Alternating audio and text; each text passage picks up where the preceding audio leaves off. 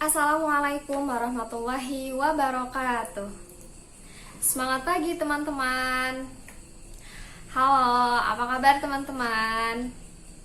Oke, semoga dalam keadaan sehat walafiat ya.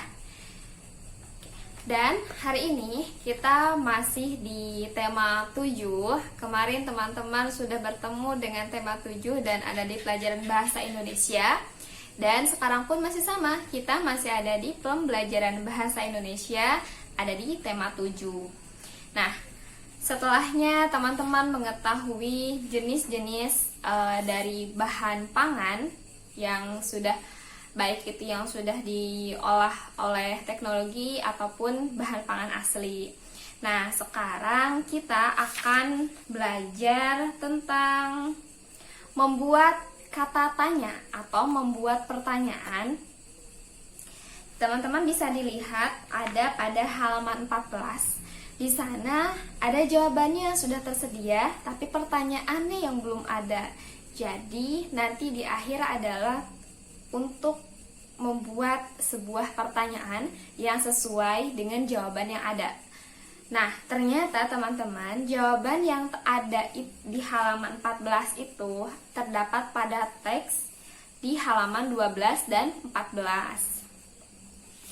Oke, nah kita langsung aja ya. Sebelumnya Bunda akan bacakan dulu teksnya dan teman-teman di rumah juga bisa ikut membaca supaya bisa paham apa maksud yang ada dalam teks di halaman 12 dan 13.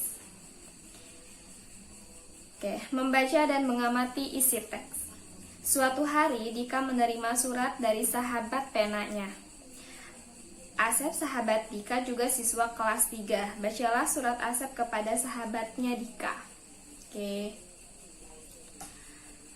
Bandung 10 Desember 2018. Apa kabar Dika? Sudah lama kita tidak berkirim kabar. Bagaimana kabarmu? Aku harap kamu baik-baik saja. Di sini aku juga baik-baik saja. Banyak yang ingin kuceritakan tentang sekolah dan teman-temanku. Sekarang di sekolah kami sedang mempelajari tentang teknologi pangan. Apakah kamu sudah mempelajarinya? Kami membahas susu sapi yang dapat diolah menjadi berbagai bahan pangan. Ternyata susu sapi tidak hanya dikonsumsi berupa susu segar. Salah satu olahan susu sapi segar adalah pembuatan produk kental manis. Sekarang aku tahu cara membuatnya. Susu segar ditambah dengan gula kemudian dipanaskan hingga menguap. Penguapan bertujuan untuk mengurangi kadar air dalam susu. Susu dengan kadar air rendah dapat disimpan lama dalam keadaan baik. Anak-anak suka hasil olahan susu sapi, es krim dan permen juga hasil olahan susu sapi. Togar temanku sangat menyukai kental manis. Rasa susu yang manis membuat Togar menyukainya. Temanku yang lain, Rasti sangat menyukai es krim. Ahmad menyukai permen susu. Aisyah lebih suka susu bubuk karena rasanya lebih gurih. Dika, apa yang kamu sukai? Aku tunggu jawabanmu di surat berikutnya. Ceritakan juga tentang kegiatanmu. Aku ingin deh kita bisa bersua di darat. Salam hangat selalu, temanmu Rudi. Nah, setelah teman-teman membaca isi surat yang tadi yang ada pada halaman 12 dan 13, selanjutnya kita akan belajar membuat sebuah pertanyaan sesuai dengan jawaban yang tersedia. Oke, nah teman-teman masih ingat di kelas 2 kita sudah belajar bahwa ada beberapa kata tanya. Kata tanya yang pertama itu di mana. Nah, di mana, kata di mana itu menanyakan sebuah tempat. Contoh ya, di manakah kamu tinggal? Kalau pasti kita akan jawab saya tinggal di Bogor. Nah, Bogor ini adalah sebuah tempat. Maka ketika jawaban itu adalah mengarahkan kepada sebuah tempat, teman-teman awali dengan kata di mana. Karena kata tanya di mana itu adalah menunjukkan sebuah tempat. Oke. Selanjutnya, kata tanya yang kedua itu adalah mengapa atau kenapa. Nah, mengapa atau kenapa itu bertujuan untuk menanyakan sebuah alasan. Contoh ya, misalnya, mengapa atau kenapa boleh ya. Mengapa kamu menyukai es krim? Nah, jawabannya adalah sebuah alasan. Saya menyukai es krim karena rasanya yang manis, misalnya. Atau, mengapa hari kemarin kamu tidak sekolah? Maka jawabannya bisa karena saya sakit, misalnya. Atau karena saya pergi ke luar kota. Nah, karena saya pergi ke luar kota atau saya sakit, itu adalah sebuah alasan ketika dia tidak melakukan sesuatu atau ketika dia menyukai atau melakukan sesuatu itu. Gitu. Jadi kalau ada kalimat yang menyatakan sebuah alasan, maka teman-teman boleh diawali dengan kata mengapa atau kenapa. Kata tanya yang selanjutnya adalah siapa. Nah, kalau siapa itu menunjukkan orang, ya. Contoh misalnya, siapa nama ibumu? Nah, maka teman-teman jawab nama ibunya. Siapa nama ayahmu?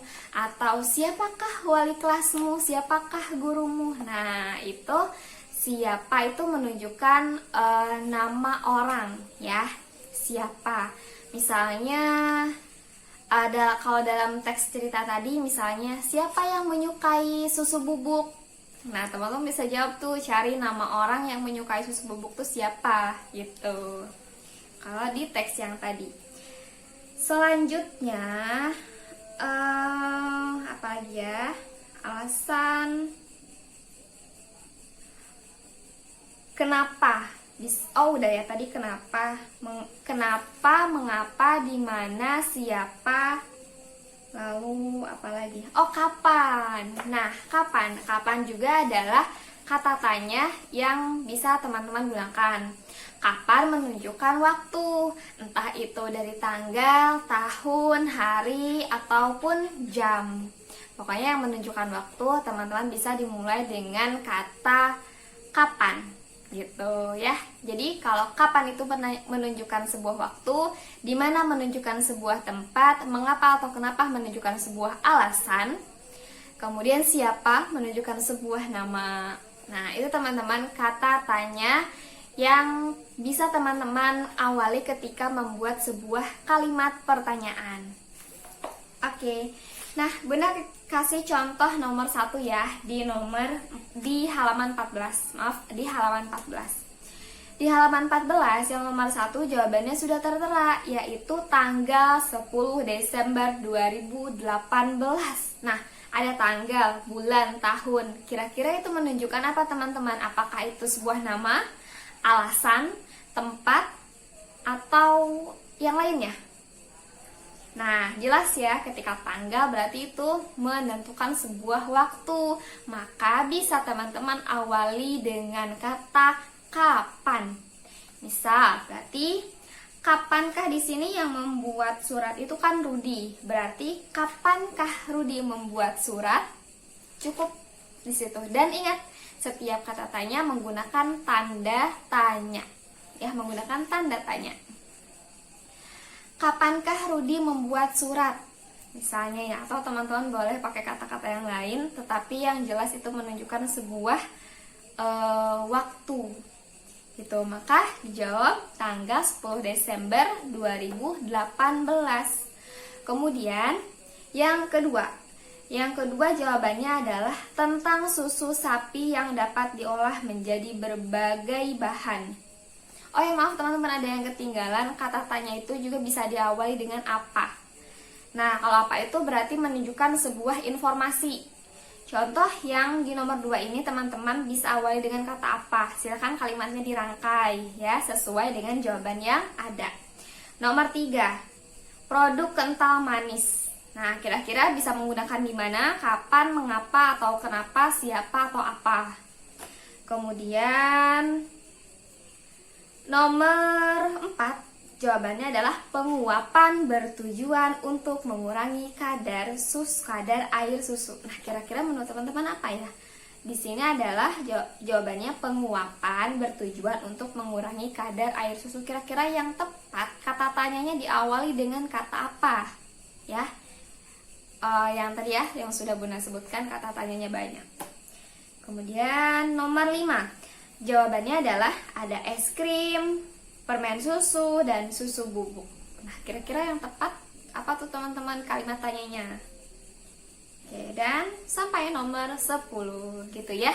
Jadi ingat, Bunda ulangi sekali lagi, kata tanyanya teman-teman bisa awali dengan kata apa, di mana, kapan, mengapa atau kenapa, kemudian siapa, ya. Oke, selamat bekerja pada halaman 14. Selanjutnya kita beranjak, Bunda lihat dulu bukunya di halaman. Nah, di halaman 20, di pembelajaran 3 masih tema 7, halaman 20. Masih sama, kita membaca dan mengidentifikasi teks. Nah, di sana teman-teman silahkan dibaca, ada teksnya. Ada teksnya di halaman 20, kemudian ada di halaman lanjutannya ada di halaman 21. Nah, di halaman 21 yang ayo berdiskusi lewat aja. Teman-teman nanti diisinya yang bagian titik-titiknya aja yang ada di halaman 21. Ya. Oke. Nah, misalnya nih yang di kalimat yang pertanyaan yang pertama yang harus teman-teman isi itu yang bagian mana-mana. Yang pertama, di sini kalian boleh melihat kamus bahasa Indonesia atau mencari di Kamus Besar Bahasa Indonesia. Nah, ini tuh untuk cari kata-kata yang, maaf, carilah arti kata-kata yang digarisbawahi pada teks di atas. Bagaimanakah makna dari kata-kata tersebut? Contoh ya, misalnya kan ada kata-kata yang teman-teman bisa dilihat ya, yang ada garis bawahnya, baik di halaman 20 atau di halaman 21, yang ada garis bawahnya, di setiap kata yang ada di garis bawahnya. Nah, itu yang artinya harus teman-teman cari. Boleh nyari di Google atau boleh tanya sama mama sama ayahnya juga boleh. Contohnya ya, misalnya kan di sana ada kata konsumen. Oke, Bunda sebutin deh yang di garis bawahinya ya. Ada produsen, proses, kemudian mesin robot, higienis, selanjutnya produksi, kedap udara, kemasan, dan bergizi. Nah, itu teman-teman kata yang digarisbawahi, yang itu yang harus dicari artinya, ya. Contoh di sini ada teman-teman, konsumen yaitu orang yang menggunakan barang, bahan makanan, pakaian, atau DSB dan sebagainya. Nah, itu ya. Jadi yang digarisbawahi, tugas yang pertama adalah setiap kata yang digarisbawahi silahkan dicari artinya. Yang kedua, buat kalimat dengan kata yang digarisbawahi. Nah, setelah teman-teman mengetahui artinya, misalnya bergizi itu apa artinya, kemasan itu apa artinya, produksi itu apa artinya, setelah itu teman-teman buat kalimat. Tapi, Bunda kasih keringanan, teman-teman tidak perlu membuat kalimat pada setiap kata yang digarisbawahi.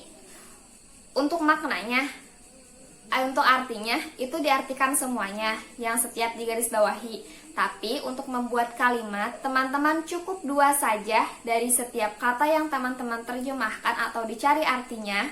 Cukup 2 kata aja, dari 2 kata aja. Misalnya, Bunda aku mau pilih dari kata kemasan atau bergizi, boleh, cukup 2 aja. Tapi misalnya, Bunda aku mau pilih dari kata produsen dan proses, boleh. Ya, jadi yang dibuat kalimat hanya diawali dengan 2 kata aja, dipilih terserah yang mana. Ya, jadi tidak perlu semuanya. Oke, begitu teman-teman pertemuan kita hari ini, yaitu tentang membuat kalimat tanya yang teman-teman bisa awali dengan kata apa, di mana, kapan, mengapa, atau kenapa, kemudian siapa gitu. Terus teman-teman, yang kedua adalah yang pertama, tentu kita harus membaca teksnya dulu ya, baik tugas yang pertama ataupun tugas yang kedua. Nah, di tugas yang kedua, teman-teman mencari arti kata pada setiap kata yang digarisbawahi. Kemudian setelah ketemu artinya, dibuat kalimat cukup dari 2 kata saja. Oke, paham ya?